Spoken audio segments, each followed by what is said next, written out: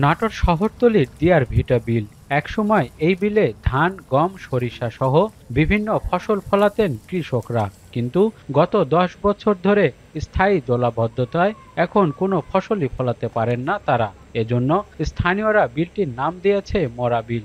দীর্ঘদিন ধরে ফসল ফলাতে না পেরে আর্থিক ক্ষতির শিকার এই বিলের আশপাশের ৫ শতাধিক কৃষক। পানি নামার জায়গায় নাই, ১০-১৫ বছর ধরে পড়ে আছে। না থাকার কারণে আমরা নাম ফেলা আছে মরা বিল, কোনো ফসল আছে কিছুই হয় না। পানি আটকে থাকে, পানি বাড়ায় না, কি করে ফসল হবে? পানি সবসময় ডুবে থাকে, পানি বাড়ানোর রাস্তা নেই। আগে ৩টা হয়তো, এখন তো কোনো পানির জন্য কোনো ফসলই হয় না, প্রত্যেকটা ফসলই মার। কৃষকের লস, সব তরফই লস। উৎপাদন না হলে তো সরকারেরও লস।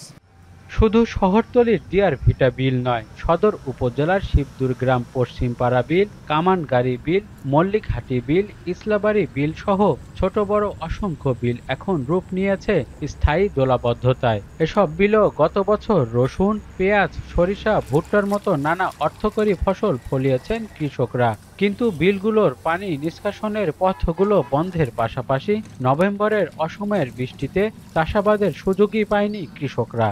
শস্য করতে পারতাম, তারপরে বাদাম করতে পারতাম, ওটা করতে পারছি না। ওগুলো সব চলে গেলে। এখন লাস্টে তা যদি ভুট্টা লাগাতে পারি তা না। জোলা আছে, জোলাটা নিষ্কাশন যদি করা যায় তাহলে এই মাঠের পানি খুব দ্রুত নেমে যাবে। কিন্তু এটা কৃষি বিভাগ কোনো উদ্যোগ নেয় না, দেখে এই মাঠে পানি জলাবদ্ধতা হয়ে থাকে। দেশে রসুনের অর্ধেক উৎপাদন হয় নাটোরে। এবছর জেলায় রসুন রোপণের লক্ষ্যমাত্রা ধরা হয়েছে ২৩,১১০ হেক্টর জমিতে।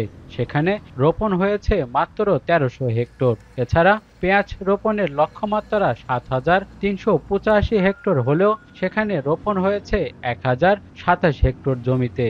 তবে বেশিরভাগ বিলে পানি জমে থাকায় এবার রসুন, পেঁয়াজ, ভুট্টা সহ অন্যান্য ফসলের লক্ষ্যমাত্রা পূরণে দেখা দিয়েছে সংশয়। জলাবদ্ধতা নিরসনে কৃষি বিভাগের নিষ্ক্রিয়তা কেন, এমন প্রশ্ন ছিল এই কর্মকর্তার কাছে।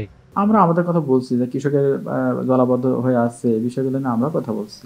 কিন্তু যাদের কারোর কথা তারাও চেষ্টা করছে। আমি বলেছিলেন আমরা তো কেবলই সুইচ গেট ছেড়ে দিয়ে আসলাম। মিটিংয়ে ওইটা নিয়ে কথা হয়েছে। আপনার সাংবাদিকরা বলছে যে আপনারা ছেড়ে দিয়ে আসছেন, ওরা কিছুক্ষণ পরে আবার বন্ধ করে দিচ্ছে। সব মেলা হিসেবে তর্ক বিতর্ক আছে। স্থায়ী এই জলাবদ্ধতা যেন এখন কৃষকের বুকের কাঁটা। দিনের পর দিন ফসল ফলাতে না পেরে আর্থিক ক্ষতির শিকার হচ্ছেন তারা। সে সাথে সময় মতো ফসল উৎপাদন না হয় হুমকির মুখে পড়ছে খাদ্য নিরাপত্তা।